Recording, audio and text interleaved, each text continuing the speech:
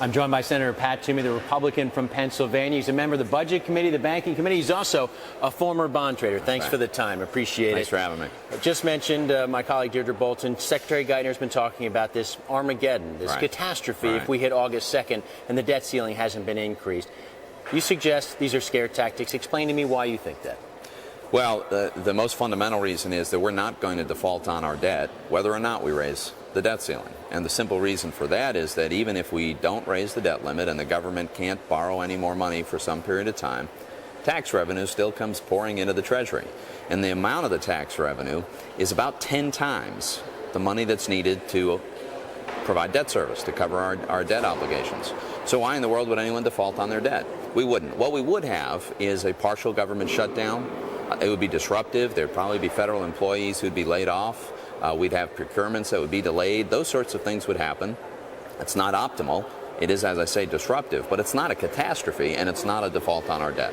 And right now, do you think we're headed for that sort of situation? Are we looking at this standoff right now? Well, I don't know. You know, the administration should realize by now, and I think they do, that Congress is not going to vote to raise the debt limit if it's going to mean deficit spending as usual. Now, that is what the administration would prefer. They've actually said so, but I think they realize that it just isn't going to happen.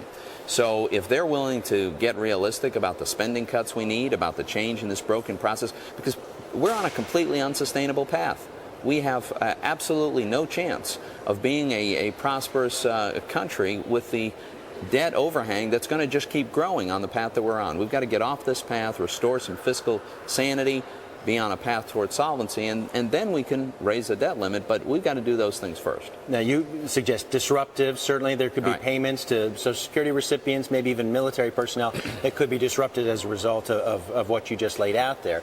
But my question to you is, what's the alternative here? If we don't have, the Treasury Secretary suggests that would be even perhaps a default just without the name. Well, what the Treasury Secretary is trying to do is trying to blur the distinction between failure to honor your debt payments and every other conceivable payment that the government might engage in.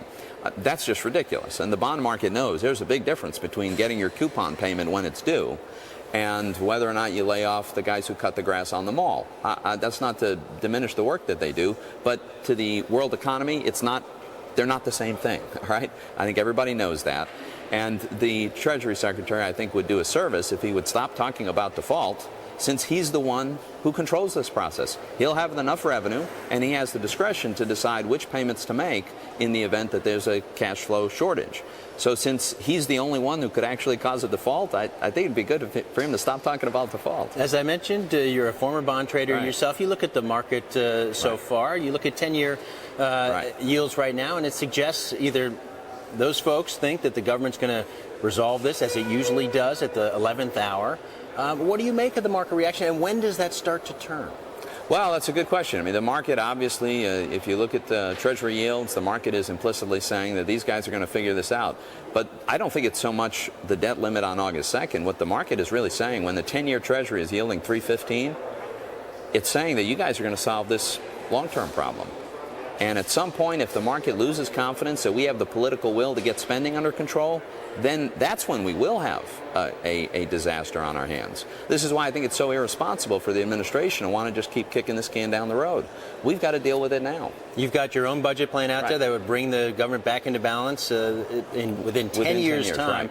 That would impose steep spending cuts, painful cuts, too painful, some have suggested. Well, some will always suggest that because there's some that just want government to grow. But if you look at it, we cut spending really quite modestly. And after the first year, it grows. It just doesn't grow as quickly. What we do 2006 levels is what your spending levels would be? In some categories. And there are other categories where we have very, very little cuts or no cuts. Social Security doesn't get cut at all.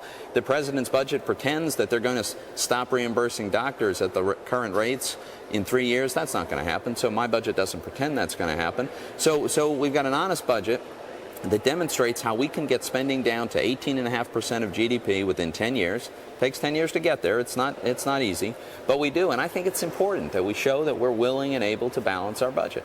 All right, Senator Pat Toomey, appreciate the time. Thanks for joining us.